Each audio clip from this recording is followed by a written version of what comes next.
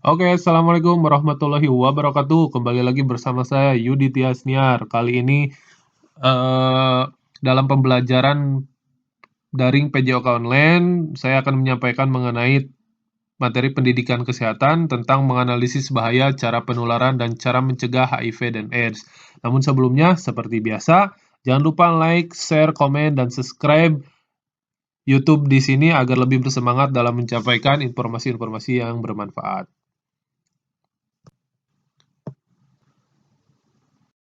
Oke, ini adalah topik pembahasan kita mengenai penyakit HIV dan AIDS, tentang bagaimana penyakit HIV/AIDS itu, kemudian bahaya, penularan, pencegahan, hingga pengobatan dan tes HIV.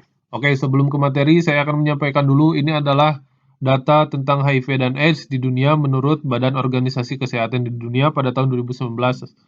Jadi paling banyak ada di benua Afrika pada tahun 2019 sekitar 25,7 juta penderita HIV. Dilanjutkan oleh benua Amerika 3,7 juta, kemudian Eropa 2,5 juta, dan 1,9 juta dari West Asia. Jadi apa itu sih HIV dan AIDS? HIV atau singkatan dari Human Immunodeficiency Virus merupakan jasad atau renik yang sangat kecil yang menyerang sistem kekebalan tubuh manusia. Bentuk HIV seperti binatang bulu babi atau binatang laut yang berbulu tegak dan tajam. Kemudian, apa itu AIDS? AIDS merupakan singkatan dari Acquired Immune Deficiency Syndrome. Jadi sindrom yang dalam bahasa Indonesia merupakan sindroma, merupakan kumpulan gejala dan tanda penyakit. Defisiensi dalam bahasa Indonesia berarti kekurangan, imun berarti kekebalan, sedangkan acquired berarti diperoleh atau didapat. Jadi dalam hal ini, AIDS bukan merupakan penyakit keturunan, tetapi AIDS merupakan fase terminal akhir dari infeksi HIV. Jadi, perlu kalian ketahui bahwa di dalam tubuh manusia itu ada yang disebut dengan sel darah putih. Jadi, fungsinya di sini adalah melawan dan membunuh bibit atau kuman penyakit yang masuk ke dalam tubuh manusia. Jadi, sel darah putih di sini melindungi seseorang dari terserangnya penyakit. Nah, ini yang disebut sebagai kekebalan tubuh manusia. Dan HIV menyerang kekebalan tubuh manusia. Jadi ketika HIV masuk ke dalam sel darah putih, maka sel darah putih di sini akan mengalami kelemahan atau menjadi lemah dan tidak lagi mampu melawan kuman-kuman atau penyakit yang masuk ke dalam tubuh. Nah, itu yang dimaksud dengan HIV yang menyerang kekebalan manusia. Kemudian, bahaya penyakit HIV. Bahaya penyakit HIV yang pertama karena virus, ya. Jadi AIDS itu merupakan kumpulan gejala penyakit yang disebabkan oleh virus HIV yang mudah menular dan mematikan. Kemudian bahaya dari penyakit ini akan menyebabkan kepada kematian. Jadi menurut perhitungan WHO pada tahun 1992, tidak kurang dari 3 orang di seluruh dunia terkena infeksi virus AIDS setiap menitnya. Dan yang mengerikan adalah jumlah penderita 70% adalah kalangan pemuda atau usia produktif. Kemudian bahayanya adalah serangan bagi anak muda. Remaja merupakan masa peralihan dari kanak-kanak menuju dewasa. Kemudian eh, tidak bermoral. Pola dan gaya hidup negatif telah menyebabkan perubahan-perubahan nilai kehidupan yang cenderung mengabaikan nilai-nilai moral, kemudian etik dan agama, termasuk nilai-nilai hubungan seksual antar individu. Yang keempat, bunuh diri. Jika seseorang menderita penyakit ini, maka akan menimbulkan depresi atau tekanan yang mendalam. Semangat hidup menjadi rendah dan hilang kepercayaan diri, hingga akhirnya banyak kasus yang menyebutkan bahwa karena tekanan yang terlalu tinggi terhadap dirinya, hingga ia akhirnya melakukan perbuatan bunuh diri. Kemudian yang terakhir, bisa saja seorang itu menjadi gila. Orang yang hilang kepercayaan diri banyak dijauhi orang karena penyakit yang dideritanya ini akan menimbulkan stres atau tekanan yang begitu berat. Jika stres yang diderita terus dibiarkan, maka akan menyebabkan kegilaan alias tidak mempunyai kesadaran normal. Nah, berikutnya penularan penyakit HIV/AIDS. HIV bertahan lebih lama di luar tubuh manusia hanya bila darah yang mengandung HIV tersebut masih dalam keadaan belum mengering. Jadi artinya cepat HIV itu cepat mati di luar tubuh manusia. Maka dari itu, HIV tidak dapat menular lewat udara seperti virus lainnya, seperti misalkan virus influenza. Virus influenza dapat hidup di udara bebas di sekeliling kita, sehingga penularan influenza dapat terjadi melalui udara.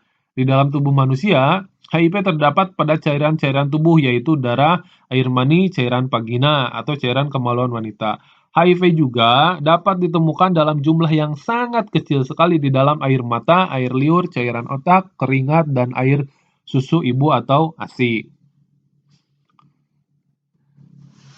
Nah, berikutnya mengenai cara penularan virus HIV dan AIDS. Cara penularan virus HIV dan AIDS yang pertama diakibatkan karena hubungan seksual ya. Kelompok yang memiliki risiko tinggi terjangkitnya penyakit bahaya ini adalah yang pertama homoseksual, heteroseksual, promiskuitas atau perkawinan lebih dari satu.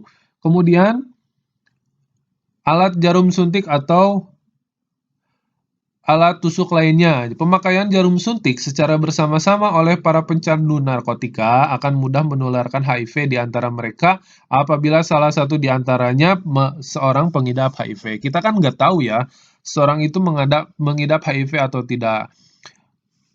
Karena kita menggunakan jarum suntik yang secara bersama-sama, bisa saja virus tersebut tertular melalui alat jarum suntik yang dipakai bersama-sama. Yang ketiga adalah ibu hamil pengidap HIV. Seseorang yang mengidap HIV atau ibu hamil pengidap HIV akan mudah sekali tertular kepada bayi yang dikandungnya.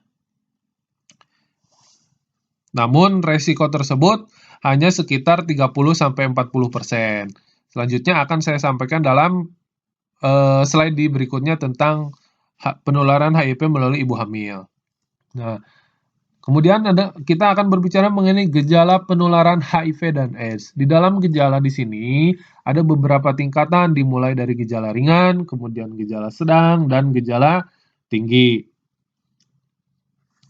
Ya, mengenai gejala ringan, penularan HIV/AIDS terjadi beberapa hari dengan gejala seperti flu. Ya, kita tahu sendiri gejala flu biasanya rasa lemah, kemudian lesu, sendi terasa nyeri, batuk, nyeri tenggorokan, dan biasanya gejala ini hanya berlangsung beberapa hari atau beberapa minggu saja, lalu hilang dengan sendirinya.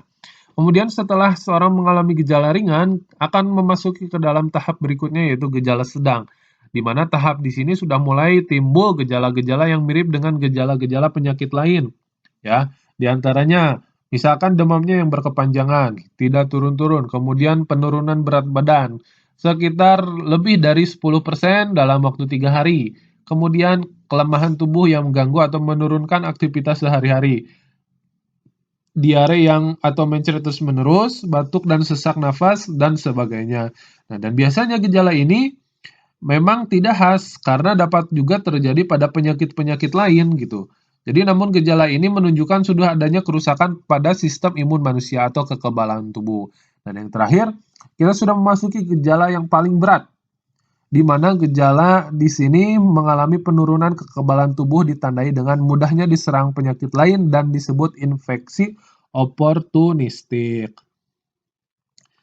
Gejalanya bisa saja radang paru, radang saluran pencernaan, radang kanker jamur di mulut, kanker kulit, dan bisa mengakibatkan ke dalam atau mengalami gejala AIDS. Infeksi oportunistik di sini merupakan penyakit yang muncul karena kekebalan tubuh manusia yang sudah sangat lemah, seperti radang paru-paru, kemudian kanker kulit, tuberkulosis, berat badan menurun drastis, kemudian diare tanpa henti, dan penyakit lain yang berakibat fatal. Nah, berikutnya mengenai fase perkembangan HIV/AIDS. Di sini perkembangan HIV/AIDS mengalami 4 fase. Yang pertama, fase window period, di mana pada fase ini seorang yang telah terinfeksi HIV sama sekali tidak menunjukkan gejala apapun.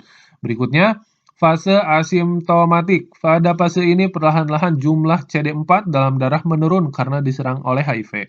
Fase simptomatik. Pada fase ini, seorang yang pengidap HIV akan mengalami gejala-gejala ringan, namun tidak mengancam nyawanya. Fase AIDS ini adalah fase yang paling berat karena merupakan fase terakhir ketika seseorang mengalami HIV.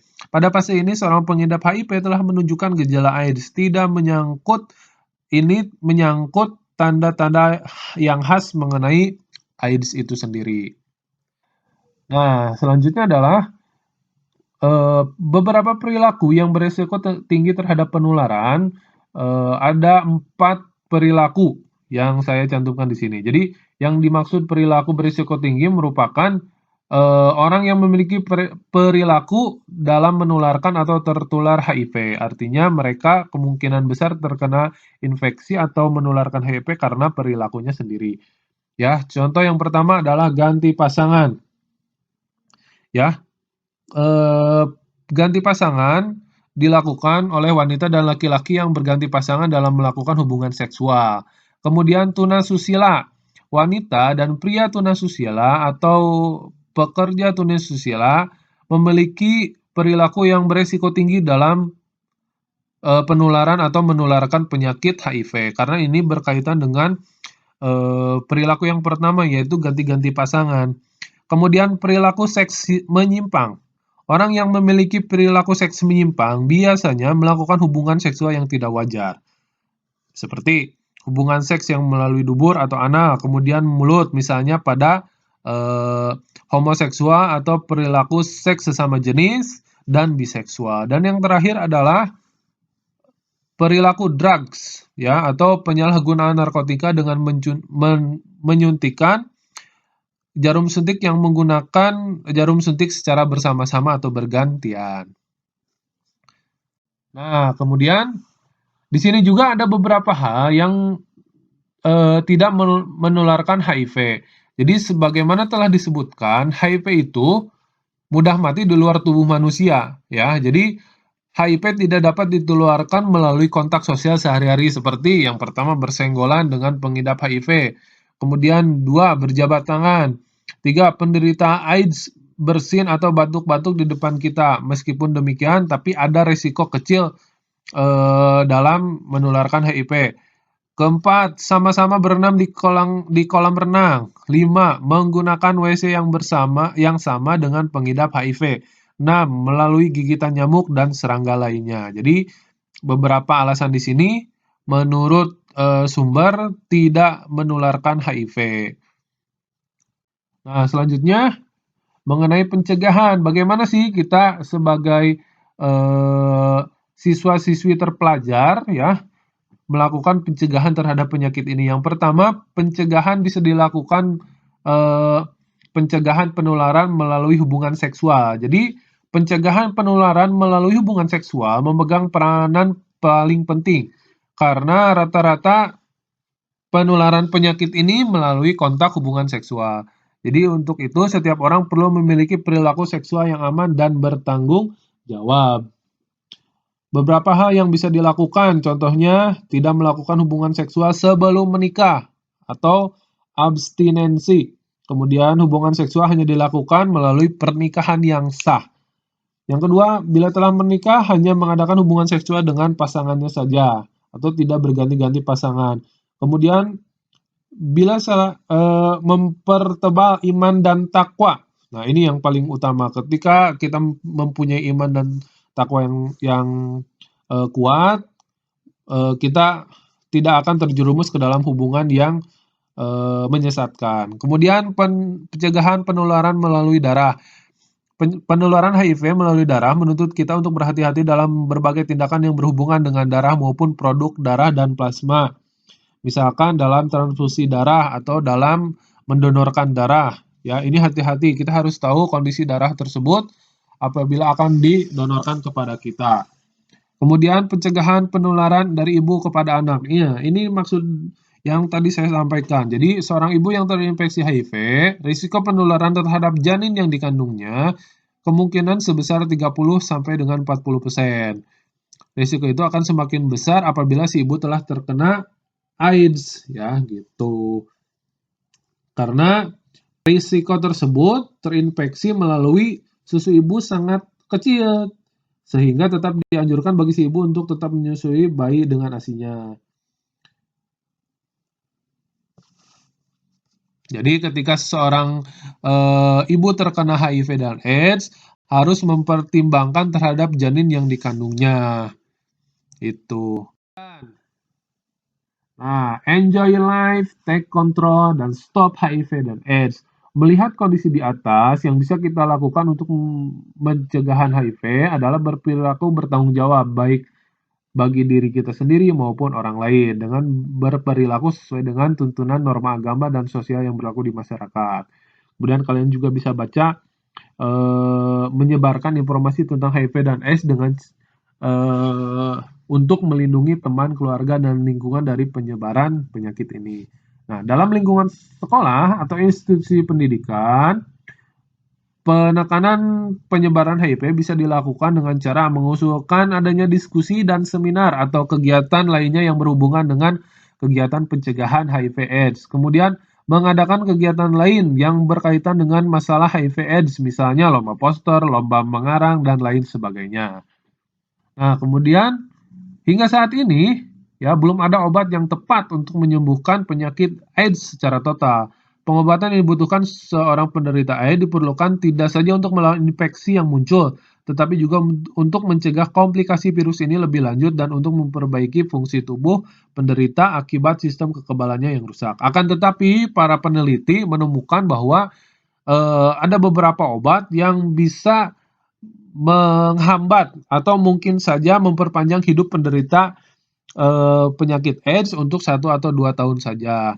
Salah satunya adalah AZT atau azidotimidin, DDI atau dideoksinosin, dan DDC atau dideoksisitidin. Nah, berikutnya tes penyakit HIV. Macam-macam tes untuk mendeteksi infeksi HIV. Yang pertama tes secara ELISA atau enzim linked immunosorbent assay, tes secara immunoblood atau Western blot.